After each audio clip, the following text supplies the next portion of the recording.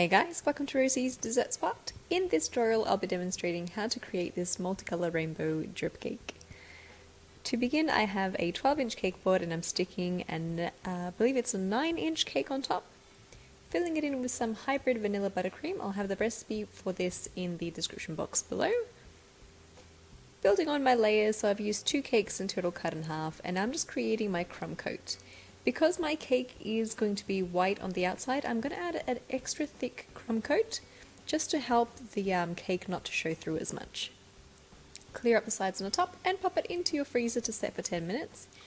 Then pop on your last layer of frosting, and this is a little bit thicker again than your crumb coat. I always like to start at the top, make it nice and flat, and then add in abundance on the side of your cake. Grab your frosting scraper, your bench scraper, and go around quickly to move around the buttercream into spots that are empty. Go around slowly to smooth it down, and then clean up the top again. Pop it into the freezer for another 10 minutes until your cake has set.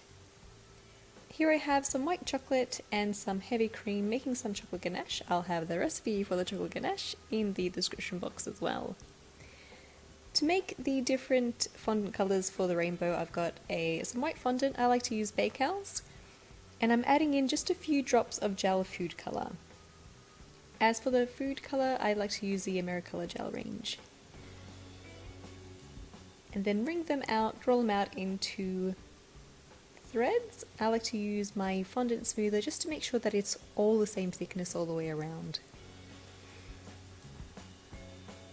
Do the same with all of your colours.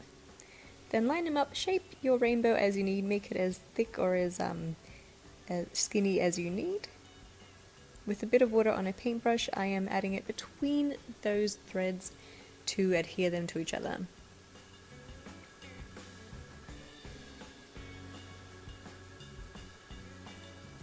You might like to do this on a sheet of baking paper as well, because it does tend to stick to your countertop.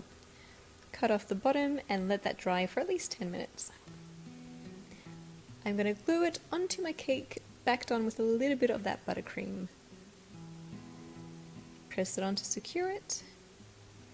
And if you're enjoying this tutorial, don't forget to subscribe to our channel. We upload a new video every Tuesday. We also run live stream classes as well if you're interested. With my ganache, I just added in some white icing by Wilton and then my gel food colours and stirred that through. With a teaspoon, I am just going to add little dollops at the very top in sections. You can make them as wide or as small as you like. If you find you have more control with the piping bag, you can pop those into a piping bag instead and artificially drip it on that way. I kept mine in the sauces so that I could go back to the microwave easily and stir it through. Because they are just sitting there at the moment coloured, they will tend to set. So having them in a saucepan makes it easier to bring them back to fluid consistency.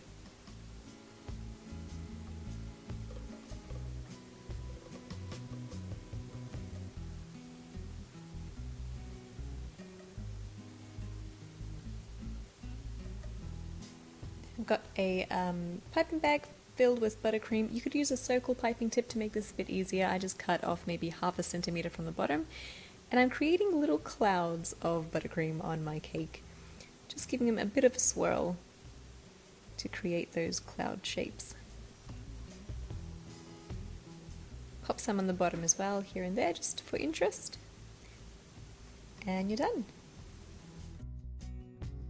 That is how you create a fun multi-drip one-tiered cake with a pretty little rainbow in fondant at the front. Thank you everyone for tuning in. This was a very simple cake this week, but I think a lot of people would be interested in knowing how to do this because it's such a fun cake and great for children and even for adults.